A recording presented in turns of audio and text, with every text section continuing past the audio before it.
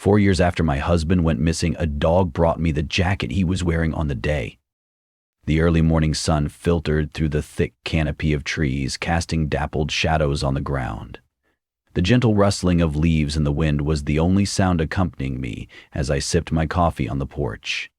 It was a peaceful existence, or so I told myself. But peace had become a stranger to me, a concept as distant as the man I had once called my husband. 4 years had passed since James disappeared. 4 years since I'd last seen his crooked smile, heard his hearty laugh, or felt the warmth of his hand in mine. The world, of course, had moved on. Friends stopped calling, neighbors stopped whispering. The police had filed his case under the ever-expanding folder of cold cases. But I couldn't move on. Every day was a constant tug-of-war between acceptance and the gnawing belief that he was still out there somewhere, waiting for me to find him. I lived in the same house we had shared, though it felt more like a museum now, a frozen monument to a life that no longer existed. His jacket still hung on the coat rack by the door. His boots still sat beside mine on the mat. Sometimes I'd pick up one of his flannels, press it to my face, and search for the faintest trace of his scent. But time was cruel, erasing even the smallest remnants of him from my world. The only company I had these days was an old stray dog I had nicknamed Rusty. He wasn't mine, not really. He wandered the neighborhood, charming the locals for scraps and wagging his way into their hearts. But for some reason, he seemed particularly attached to me.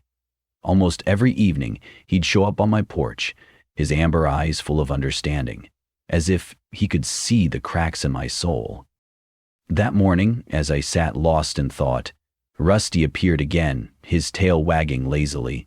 He dropped a stick at my feet and barked, a low, gravelly sound that somehow always made me smile. I leaned down to ruffle his ears. "What would I do without you, boy?" I whispered. He tilted his head, as if considering my question, and then bounded off toward the woods. Normally, I'd call him back, but something about his energy felt different that day, more purposeful. I watched him disappear into the trees, a peculiar feeling stirring in my chest. The days had a monotonous rhythm to them. Wake up, work, sleep, repeat. But Rusty's sudden appearance and departure left me unsettled. It was as though he wanted me to follow. Shaking off the thought, I went back inside, telling myself it was just another day, but deep down, I felt it, the slightest tremor in the foundation of my routine.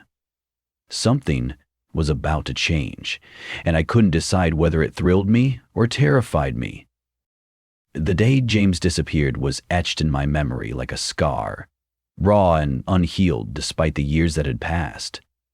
It had started like any other, a crisp autumn morning, the air carrying the faint scent of wood smoke and fallen leaves.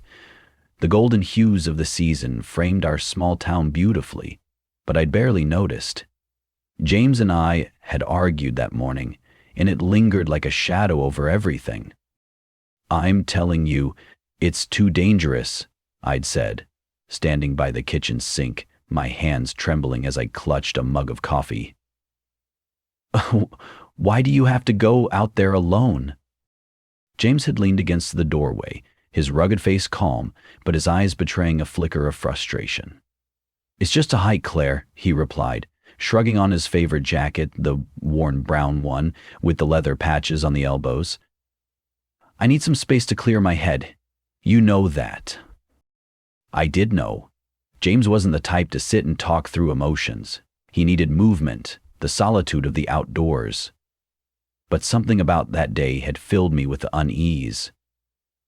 Maybe it was the argument, or maybe it was the way he'd kissed my forehead before leaving, gentler, lingering, as though he were saying goodbye in a way neither of us fully understood.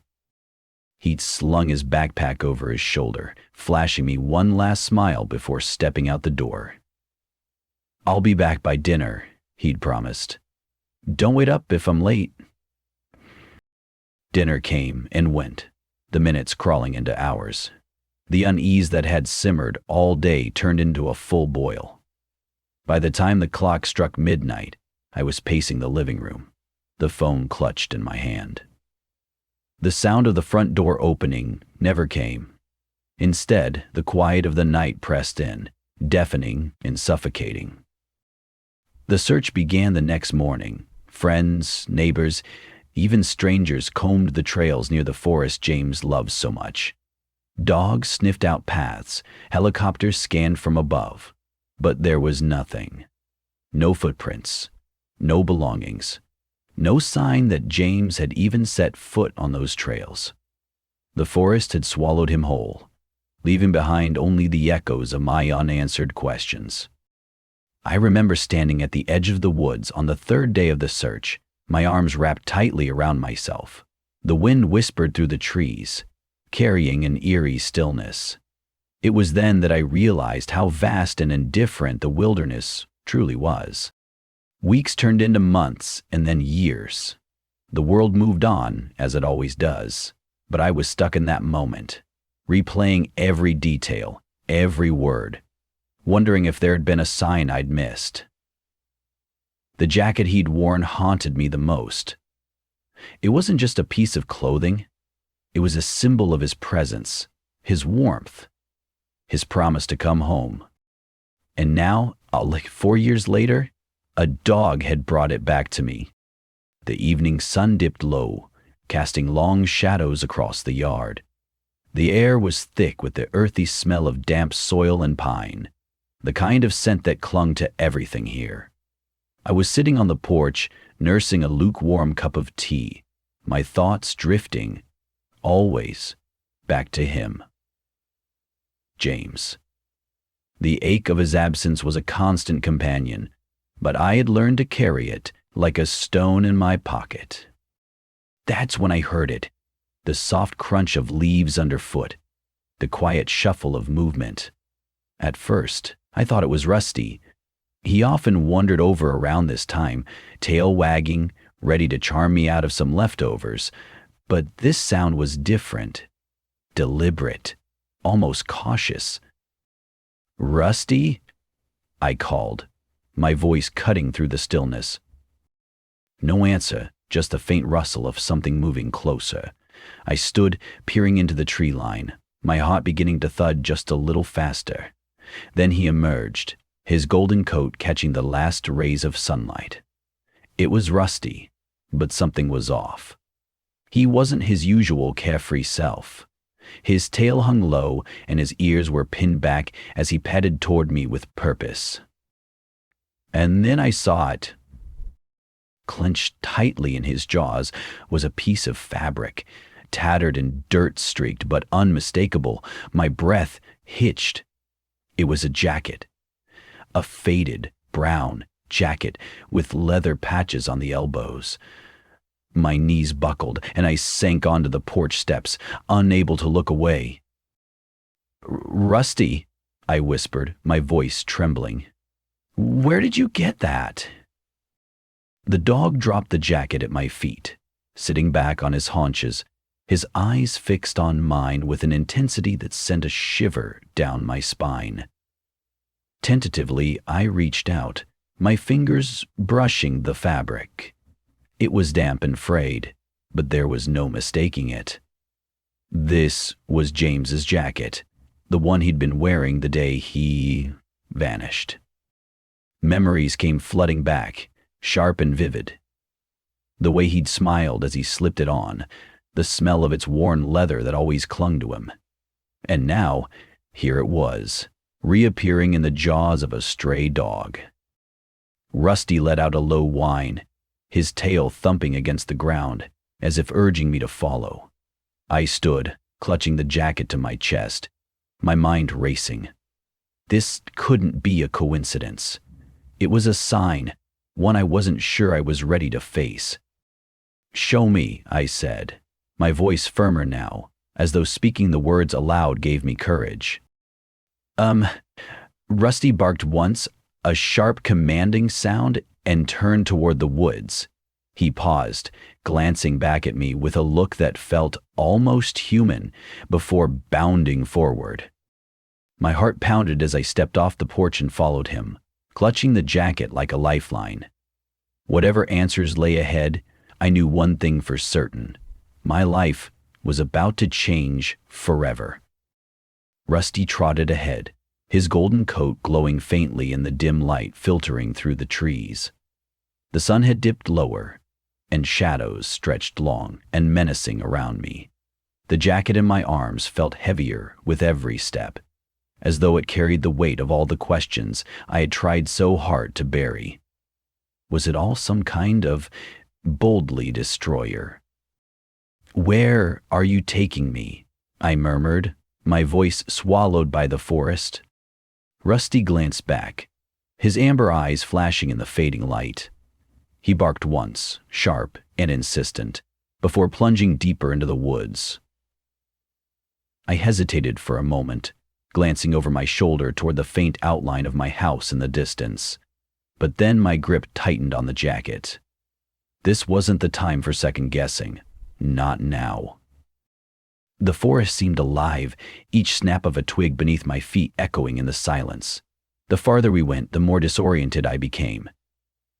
The familiar trails I had walked dozens of times were long behind us, replaced by overgrown paths and dense thickets that clawed at my clothes. Rusty weaved through the terrain with ease, occasionally stopping to sniff at the ground or paw at something unseen. And then I saw it, a scrap of fabric caught on a low-hanging branch. My breath caught in my throat as I reached out to touch it. The fabric was faded and frayed, but it was unmistakably part of a shirt James used to wear. Rusty barked again, urging me forward. The clues came faster now, each one more haunting than the last. A rusted thermos half buried in the dirt, its initials barely visible under a layer of grime. A torn page from a weathered notebook, the ink smeared but still legible in places. I held it up, squinting in the dim light, and my heart skipped a beat as I recognized James's handwriting. "I think I'm being followed. The noises at night are getting louder. If someone finds this..." The note ended abruptly, the rest of the page torn away. My stomach churned as I scanned the area, suddenly hyper-aware of the oppressive silence. Rusty let out a low growl, his ears flattening as he turned his gaze toward a cluster of trees ahead. "What is it, boy?" I whispered, my voice shaking. He didn't answer. Of course he didn't. But his body tensed, and he bolted forward, barking furiously. I stumbled after him, my heart pounding in my ears. We emerged into a small clearing, and I froze.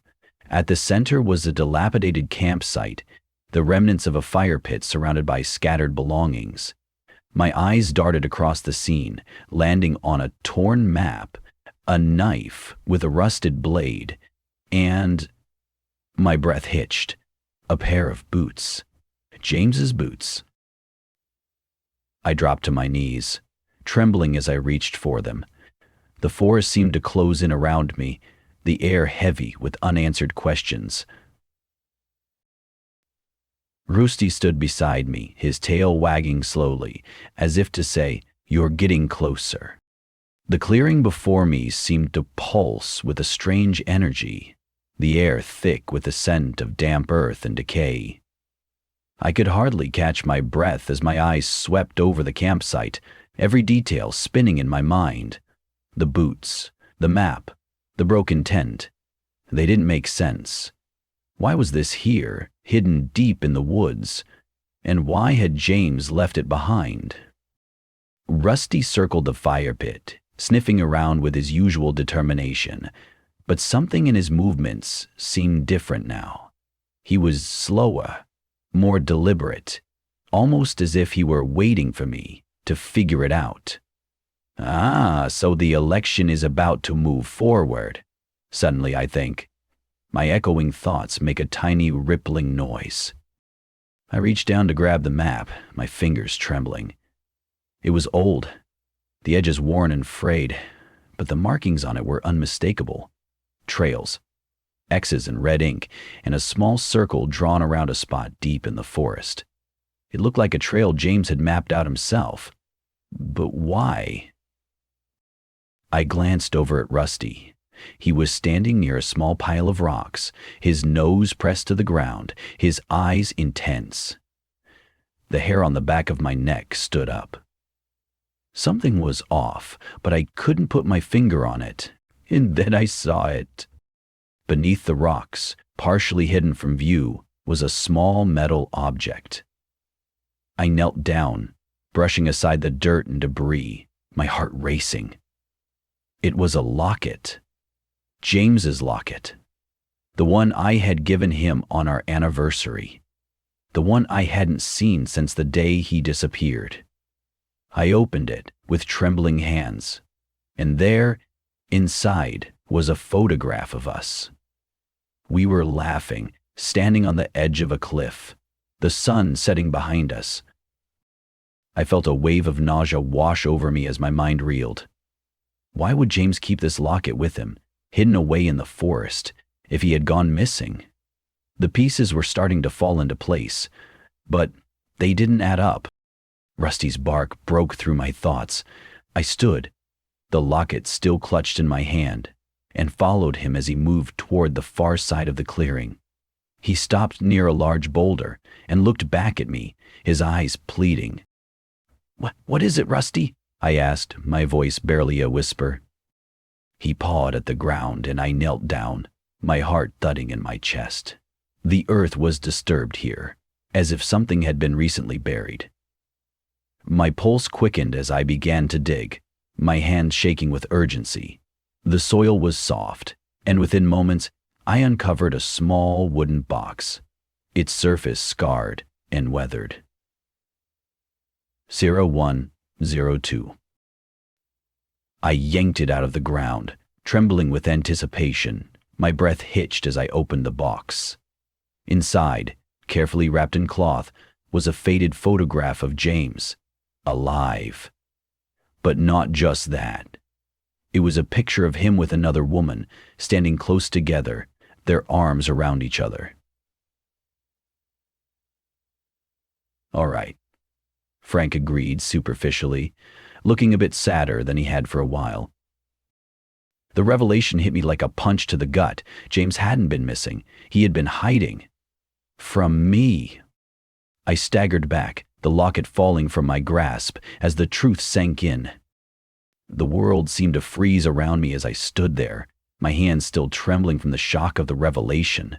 The photograph, the locket, the buried box, all of it had shattered the fragile understanding I'd clung to for so long.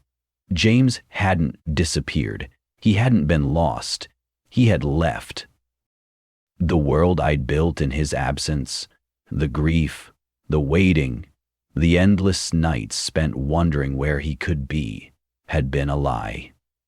I had lived in a bubble of denial, telling myself that the man I loved would never abandon me.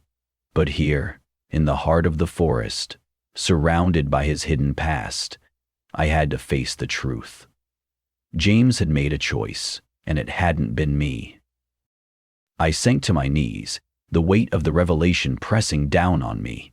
The locket I'd once given him, now a symbol of betrayal, lay forgotten in the dirt beside me. I closed my eyes, trying to catch my breath, but the air was thick, suffocating. The forest had always been a place of solace for me, a quiet refuge where I could pretend to feel close to him. But now, the trees loomed as silent witnesses to the man I thought I knew. I heard a soft whine and looked up to see Rusty sitting beside me, his amber eyes full of something I couldn't quite place. Concern, loyalty, or maybe just the simple truth that he had known all along. He nudged me gently with his nose, his warm presence grounding me in a way that nothing else could. "What didn't you tell me?" I whispered to the dog, my voice hoarse. He didn't answer, of course, but in that moment, I didn't need him to. Rusty had been there for me when no one else had. He had been the only constant in my life. offering a kind of unconditional companionship that I never realized I needed. I stood up slowly, brushing the dirt from my knees. The sun had dipped below the horizon, leaving the world bathed in a quiet twilight. My heart felt heavy, but something had shifted inside me. The pain, while still raw, wasn't as suffocating as it had been before. I could feel the weight lifting, not because the truth was any easier to bear, but because it was the truth. I turned toward Rusty, his tail wagging slowly, as though he understood. "Let's go home," I said, my voice steadier now. As I walked back through the forest, the path ahead of me no longer felt like an endless void. The trees seemed less imposing, the night less oppressive. I had faced the truth, and though it had broken me in ways I hadn't expected, it had also set me free. When we reached the clearing where the campsite had been, I stopped and looked around one last time. The world felt quieter now, as if the forest itself was holding its breath. I could still feel James's presence here, but it was different. It wasn't a presence of love, but of an ending. "Goodbye, James," I whispered to the empty air, my voice strong despite the tears that had begun to fall. "I loved you, but now it's time for me to let go."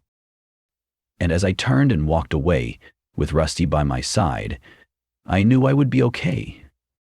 The road back home felt shorter than I remembered, as if the journey was no longer one of distance, but of understanding.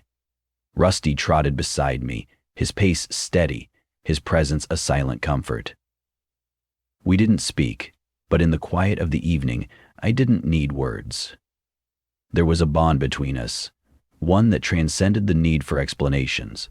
He had guided me, not just through the woods, but through a storm of emotions I hadn't known how to face. When I first saw Rusty, he had been just a stray dog, a creature who wandered through the neighborhood looking for scraps and attention. I'd never thought he would become more than that, an occasional visitor, a fleeting part of my routine. But now I saw him differently. He had always been there, patiently waiting for me to see what I was too blind to notice. He wasn't just a dog. He was the silent guardian of my grief, the quiet witness to my pain. And when the time was right, he had guided me to the truth, helping me see the pieces of my life that had been hidden for too long. As we reached the porch, I paused, looking at Rusty. He sat beside me, his eyes soft and knowing. He hadn't just brought me the jacket or led me to the buried memories. He had shown me that I was stronger than I had believed, that the pain I felt wasn't the end, but a beginning, an opportunity to heal. "You knew, didn't you?" I asked, my voice a whisper in the fading light. Rusty tilted his head, his tail wagging slowly. I couldn't help but laugh, a small shaky sound. "You always knew." I reached down to scratch behind his ears, the gesture soothing, grounding. The weight of the past still lingered, but it no longer crushed me. It was like a fog lifting from my mind. James's betrayal still stung, but I had finally let go of the illusion that I could fix everything. I had tried to hold on to a love that had been lost long before he disappeared.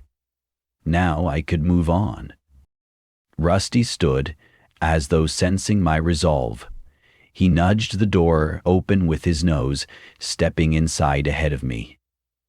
The house felt different now, less like a tomb of memories and more like a place to start over. I followed him in, the door clicking softly behind me.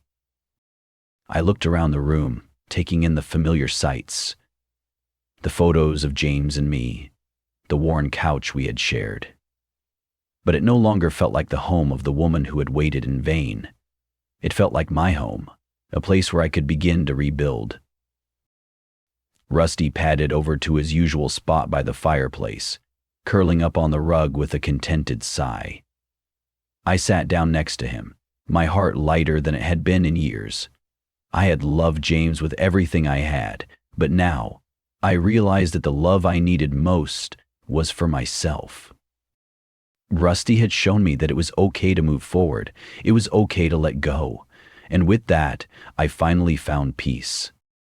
The dog who had wandered into my life had not only brought me closure, but also the strength to start anew.